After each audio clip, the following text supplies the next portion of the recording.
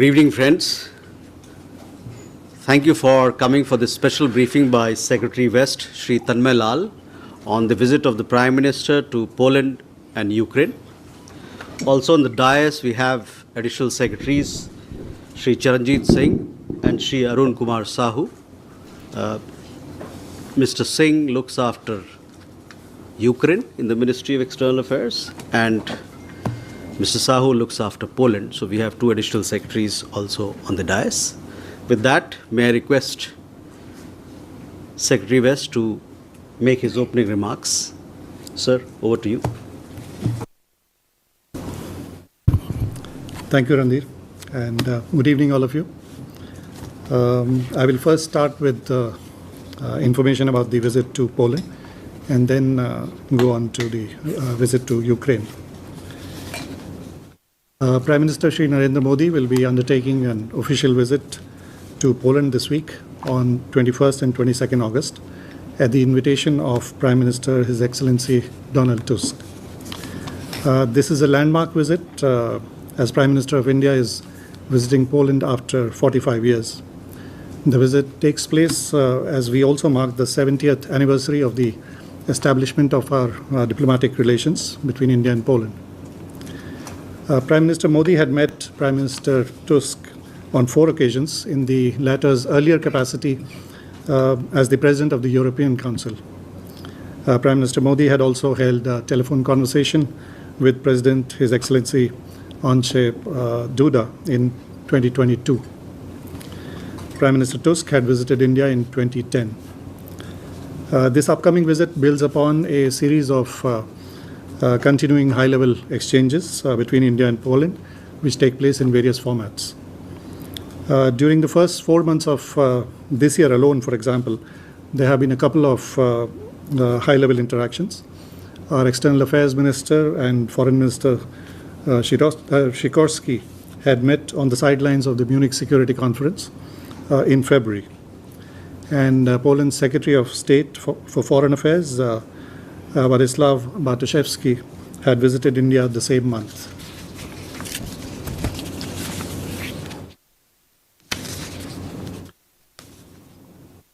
If we look at interactions in the recent years, then External Affairs Minister had visited Poland in 2019, and the then Foreign Minister of Poland, Zbigniew Rau, had visited India in 2022. The chairperson of India-Poland Parliamentary Friendship Group, Ms. Kinga Gajewska, had visited India in 2021. There are also regular Foreign Office consultations between India and Poland, and the 10th round of such consultations was held in Warsaw in December 2022. The Indian Council for World Affairs, ICWA, and the Polish Institute for International Affairs conduct a regular strategic dialogue, and its 9th session was held in Warsaw last year. If we look at the institutional mechanisms for economic cooperation, then there is a joint Committee on Economic Cooperation, JCEC, which met in Warsaw in 2022 for its 6th session. And a big Indian business delegation had also visited Poland during that year. Now, all these interactions provide a glimpse of the range and the scope of our engagement with Poland, which is an important partner for India in Central Europe. Poland has the 6th largest economy within the European Union, and Poland will hold the next presidency of the Council of the European Union. Poland is currently the chair for the Visegrad Group. Our bilateral trade is substantial, and this makes it's of the order of $6 billion, which makes Poland India's largest trading partner in Central and Eastern Europe. Indian investments into Poland are estimated at around $3 billion, and the Polish investments into India are around $1 billion.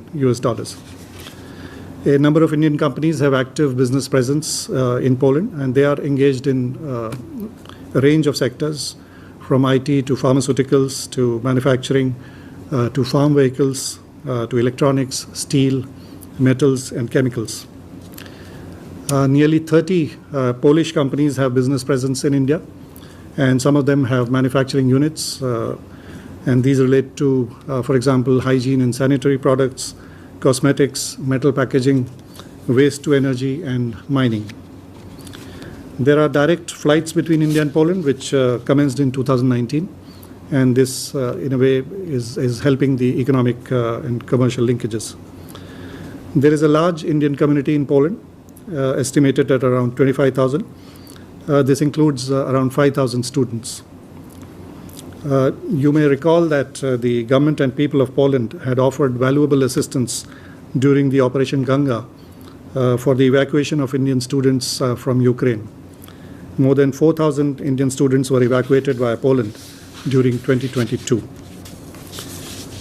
One of the unique bonds between our countries relates to the time in 1940s during World War II, when more than 6,000 Polish women and children found refuge in two princely states in India, Jamnagar and Kolhapur. As you may be aware, Jam Sahib of Navanagar had provided shelter to more than 1,000 Polish children, and others were offered refuge in Kolhapur. There are long-standing cultural ties between India and Poland, and Indology studies in Poland, Polish universities date back to 19th century. There is respect and appreciation in Poland for Indian culture and spiritual ethos, including yoga and Ayurveda. In Warsaw, Prime Minister Modi will be accorded a ceremonial welcome. In addition to the talks with Prime Minister Donald Tusk, Prime Minister Modi will also call on President Andrzej Duda. Prime Minister Modi will also interact with members of the Indian community, select Polish business leaders, and prominent Indologists. He will also visit memorials that commemorate the very special episodes of Jamnagar and Kolhapur in our shared history, which I just spoke about. This historic visit in this landmark year for India and Polish relations will provide an opportunity for our leaders to review the bilateral partnership and offer guidance on enhancing this cooperation in diverse areas, and also discuss regional and global issues of mutual interest. I will now come to the visit to Ukraine. Prime Minister Shri Narendra Modi will undertake an official visit to Ukraine later this week on Friday, 23rd August, at the invitation of President of Ukraine, His Excellency Volodymyr Zelensky. This also is a landmark and historic visit, since this will be the first time that an Indian Prime Minister will be visiting Ukraine in more than 30 years since the diplomatic relations were established between our countries. The visit will build upon the recent high-level interactions between the two leaders. As you know, Prime Minister Modi and President Zelensky had met only a couple of months ago in June this year in Apulia, at the sidelines of the G7 summit. They had also met last year in Hiroshima on the margins of the G7 summit. And they had earlier met in Glasgow on the sidelines of COP in 2021. The two leaders have also had multiple telephone conversations during the last 4 years. There have been other recent regular high-level exchanges between India and Ukraine.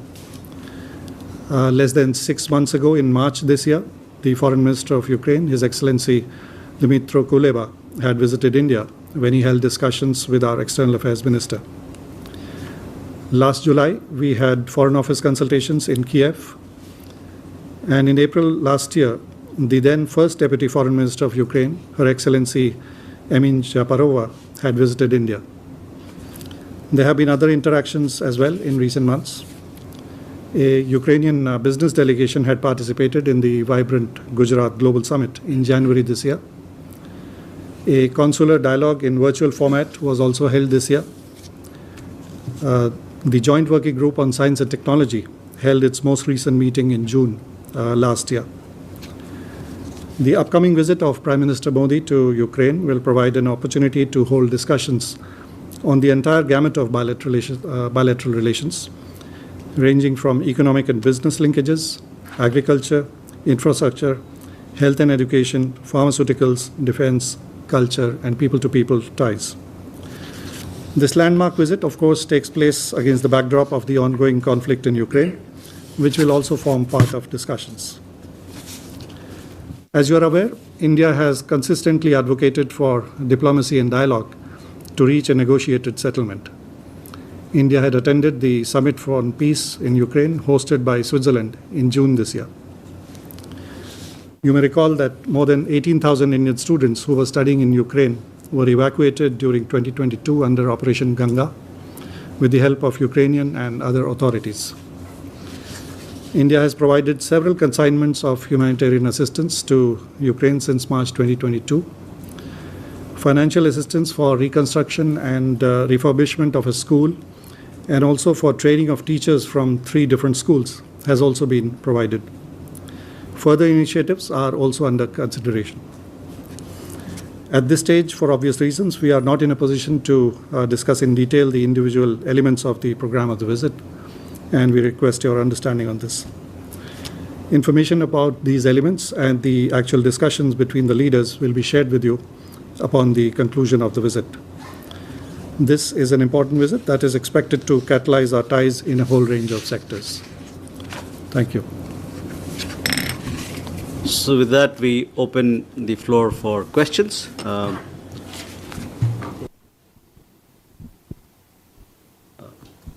We start here then. Ayushi. Sir, good evening. This is Ayushi Gwal from ANI. I have 2 questions, one related to Poland and other to Ukraine. During the Prime Minister's visit to Poland, what can we expect in terms of defense announcements? Second, when the Prime Minister visits Ukraine, will there be any talks related to ceasefire and mediation from the Indian side, since there has not been any breakthrough? Does India has any plans to narrow the gap and bring the parties on the same page when Prime Minister visits Kiev? Thank you. Okay. Snesh. So Snesh Philip from the print. So what is the big takeaway that we're looking in Ukraine? And are we also proposing a peace plan initiative, just like how other countries like China has done?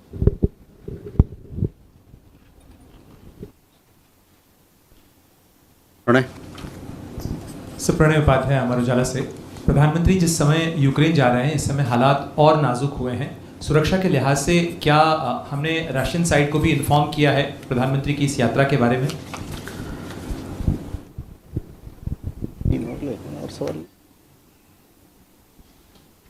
Uma. Sir, I'm Huma Siddiqui from the Financial Express. I have 2 questions. In Poland, what exactly would the discussions be related to in the sector of defense? And you said that in Ukraine also there will be talks about defense. So what are we going to talk in Ukraine about defense, if you can specify that?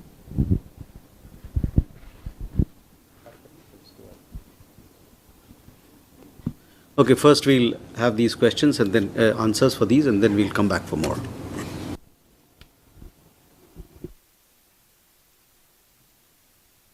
So, I think one question was on defense cooperation.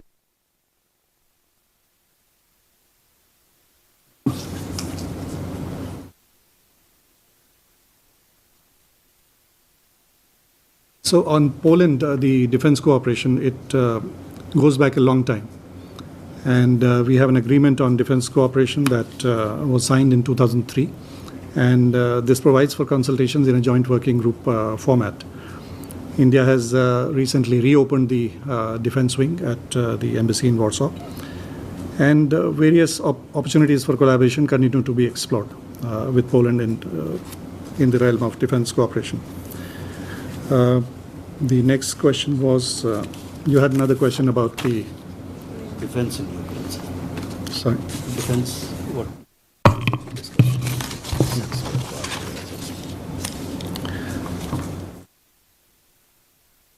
So defense is one aspect of the multifaceted partnership and relations that we have with Ukraine.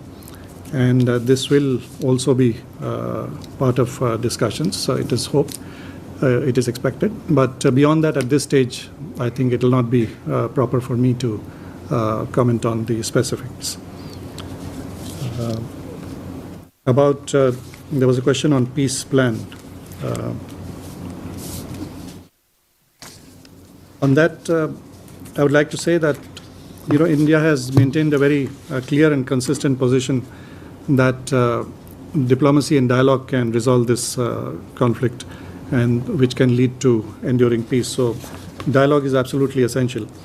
Lasting peace can only be achieved through options that are acceptable to both parties, and it can only be a negotiated settlement. On our part, India continues to engage with all stakeholders. Prime Minister Modi has had conversations with leaders of both Russia and Ukraine, as you know, and Prime Minister had also visited Russia recently. India is willing to provide all possible support and contribution required to help find peaceful solutions to this complex issue. And at this stage, it is not for us to anticipate or prejudge what the outcome of these discussions will be between the leaders of India and Ukraine. Thank you. So we'll have more questions. Sudhi and Dinakar.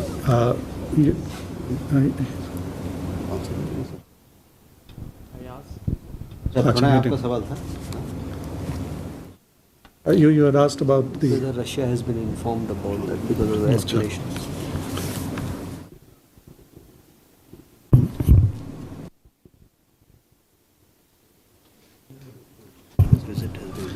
I think we have a substantive and independent engagement with both Ukraine and Russia, and I will leave it at that.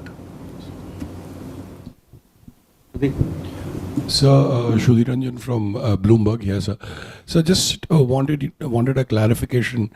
If you could give us an understanding, since when has Prime Minister's Ukraine visit been under the plans? Because we have seen reports that say that, or indicate or allege that Prime Minister is visiting Ukraine to balance India's relationship with the West. And we've also seen reports about the United States expressing concern after or during Prime Minister's visit to Russia. Sir, Dinakar Perry with the Hindu newspaper. A question on Ukraine. So you mentioned about the humanitarian assistance we have given to Ukraine in the past, and Ukraine has been asking for more assistance in terms of medical and other avenues. So can we expect some definitive announcements in the visit on this aspect?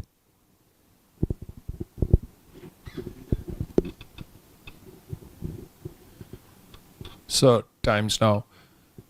First of all, when the three ministers in recent times have come from Ukraine, beginning with Zaparova right up to Kuleba, all three have spoken about India's involvement in reconstruction efforts in the future. Now, is that issue going to come up? Because this is clearly a multi-billion-dollar issue. Secondly, many important ministers in different parts of the world, Brazil, for instance, the foreign minister of Brazil, which is part of BRICS, like Russia and India, have said that since India has good ties, as you also correctly mentioned, with the West and with Russia, India could play a more important role in the bringing of peace. Of course, we have said dialogue is important and there has to be diplomacy and all that. Now, is this visit a step in that direction?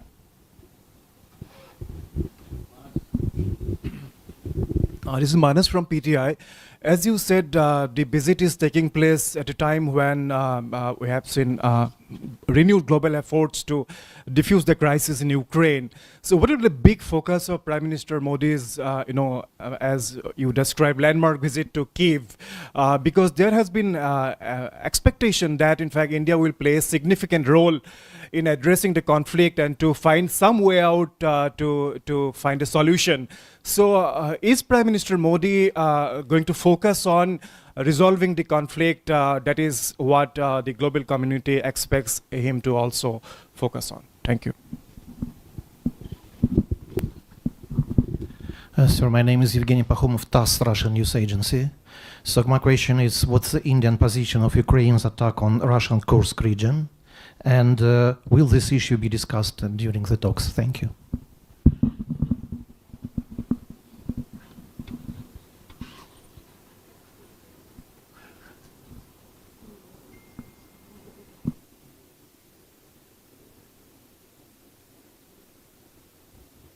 Is a question related to the questions? Hi, Aishwarya Iyer, CNN. What message does this visit send to Moscow at a time when Ukraine is occupying Russian territory? And two, does the government anticipate signing any defense and security agreements with Ukraine during this visit? Sandra, Deutsche Welle, Germany. A question adding up on what my Bloomberg colleague already pointed out. He pointed out the alleged American pressure after the Moscow visit of the Prime Minister. I wanted to ask about the tweet by President Zelensky back then when the visit happened. Has that ever been addressed in the meantime? And in what respect are you going to address the concerns that President Zelensky voiced in his tweet back then?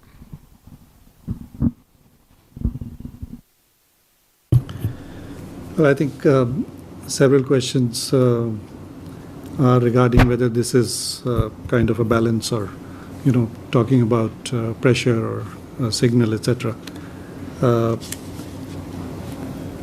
As I have mentioned in my opening remarks, this is a landmark and historic visit. And I also explained how this visit builds upon the continuing interactions at a very high level and also institutional exchanges between India and Ukraine in various formats over the last couple of years.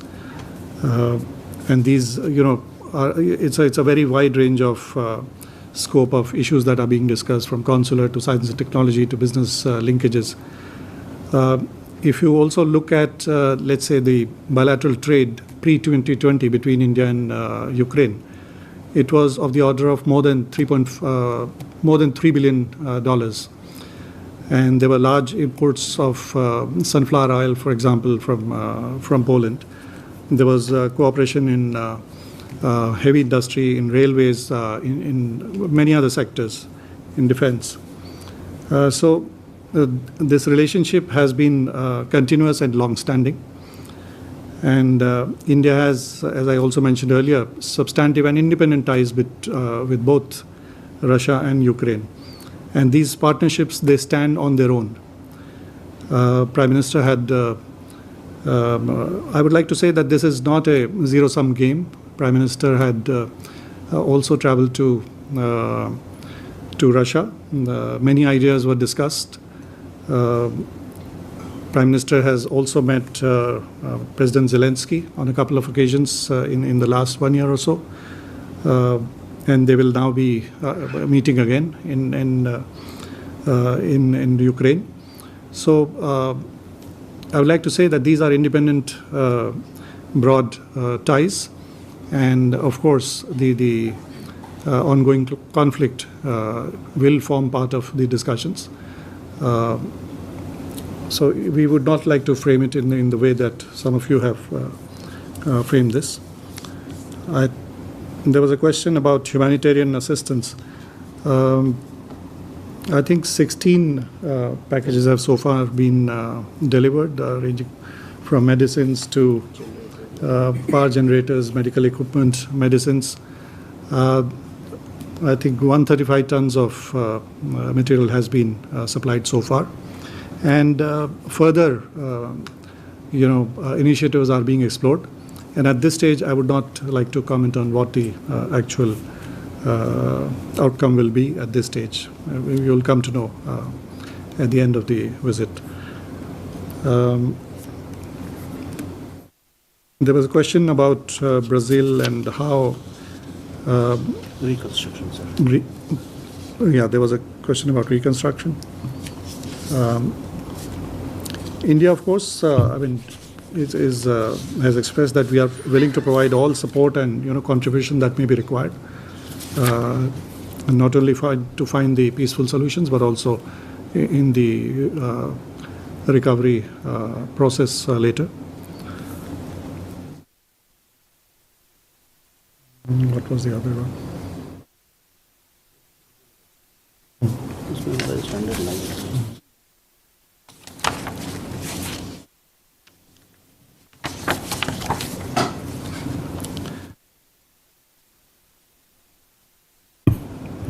You had asked about the recent developments in Kursk.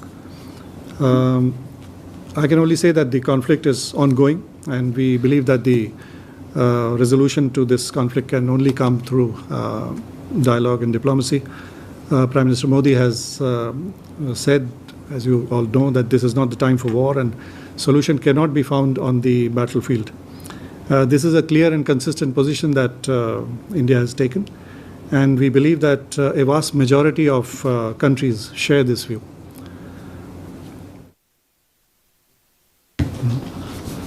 We have more questions? Sir, I'm Sanjeev from News 24. Will the Prime Minister be having a diaspora meet in Ukraine as well? And secondly, if I may repeat the question of my colleagues, whether he is going there with a plan to mediate, do we have a peace plan to offer?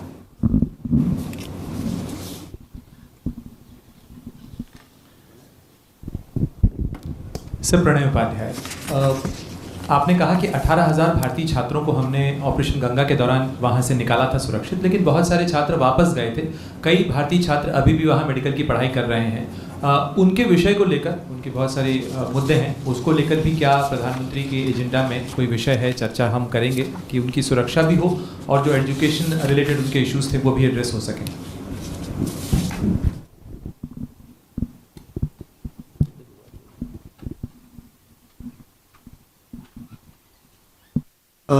Regarding the question on peace plan, I think I have already spoken about that issue. On the question of the Indian students, of course, Indian students have been studying in Ukraine for a long time. After the start of the conflict, as you also mentioned, India had evacuated around 18,000 students who were studying there under Operation Ganga. The National Medical Council, they had facilitated the transfer of students to other, universities and countries when they came back. We now understand that around 2,100 Indian students are enrolled with the Ukrainian universities at this stage. And of this, a little over 1,000 Indian students are currently pursuing the studies in person in Ukraine. Our embassy continues to maintain regular contact with the Indian students and the Ukrainian authorities. And of course, we appreciate the help that had been provided by the Ukrainian authorities during the Operation Ganga itself, and also later in facilitating, for example, the qualification exams to be held outside Ukraine. So we continue to remain in close touch with the authorities, and also the embassy continues to maintain contact with the students.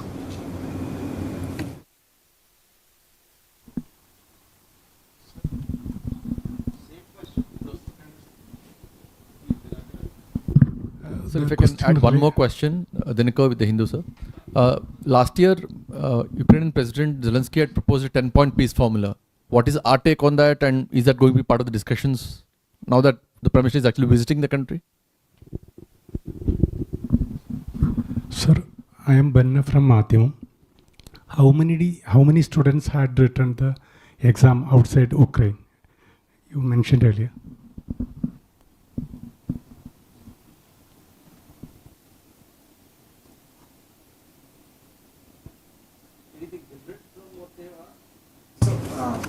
So you don't ask very technical questions, otherwise it's very difficult. But we can always tell you more about those things when we have tea together. But sir, on the two questions that were raised. Well, as I had mentioned, and as you know, India had participated in the summit for peace in Ukraine that was held in Switzerland. And we have maintained that the only way forward for a negotiated is a negotiated settlement which will involve both parties. So we continue to engage with all stakeholders. I will reiterate that Prime Minister Modi had visited Russia recently, and now he's traveling to Ukraine. So many ideas are being discussed, and then let's see. We will be able to brief you about the outcome after the visit has taken place. About the students' exact number of how many they have, that I'm afraid I don't have the exact number at this stage, but we will try and get back to you on that. So, still you have a question? You already, Snehesh, you asked, huh? What? On Poland? You don't ask a question which has already been answered, so... It'll be different. Hi, this is Pia with The Print. So we've seen reports of Nepali citizens who were in the Russian army and then captured by Ukrainian forces. Are there any similar cases of Indians who are in the Russian army who have faced the same fate? And if so, will this be raised in the talks when PM visits Ukraine? So far we know that there are 69 Indians who are in the Russian army and want to come back. So just a clarification on this would be great. Thank you, sir.